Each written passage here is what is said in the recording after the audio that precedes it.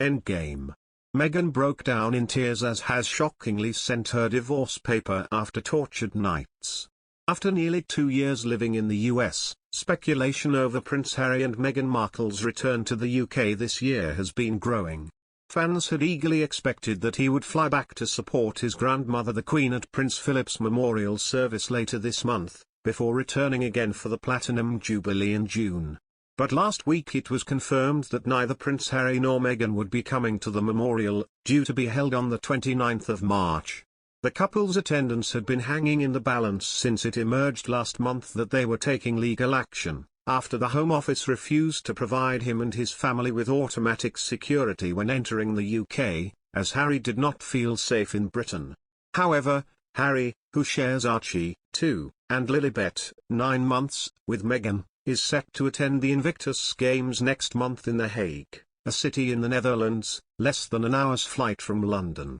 And last week the prince shared a video featuring himself dressed up in the country's national colour of orange.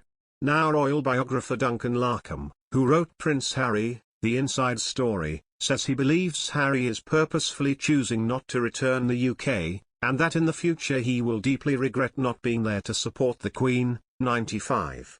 He also fears that cutting himself off from his family and friends could be an indication that all is not well in his relationship with Meghan.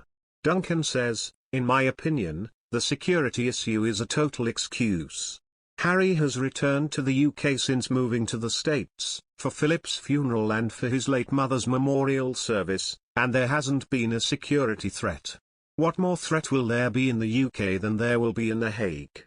I think he's honestly probably more fearful of being booed by the British public and of facing his family. But I think he should be there to support his grandmother on what will be an emotional day for her. The Queen is also yet to meet Lilibet, and has barely spent any time with Archie. So it's a shame he's missing out on this precious time with her." Duncan adds that Harry's recent behavior and self-isolation from loved ones may indicate trouble in his relationship with Meghan. He recently surprised fans when he attended a rodeo championship in Texas, something which fans suggested could upset animal rights activist Meghan. And when he was pictured at the Super Bowl in LA last month, it was his cousin Princess Eugenie, not Meghan, by his side. Duncan adds, Harry's recent appearance at the Texas rodeo was totally bizarre, almost as if he was trying to immerse himself in American culture. It was especially bizarre as it so clearly goes against Meghan's animal rights beliefs. And Meghan's absence from the Super Bowl was baffling too. From what I hear, Harry has cut out many of the people who ever loved him from his life.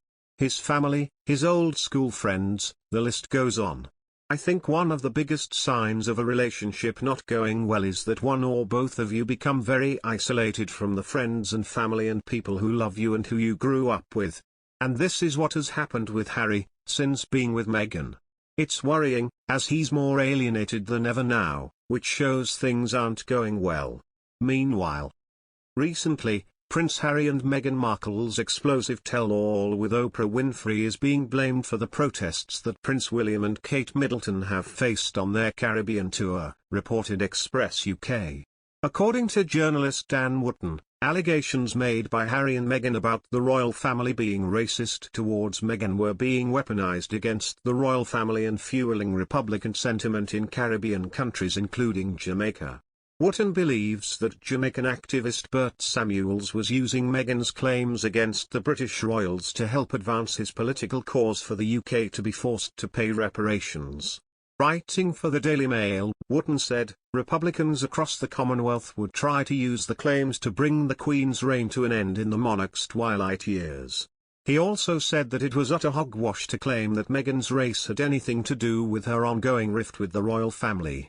Meghan wasn't pushed out of the royal family because of ethnicity, and to even countenance such a fantasy is irresponsible, he said.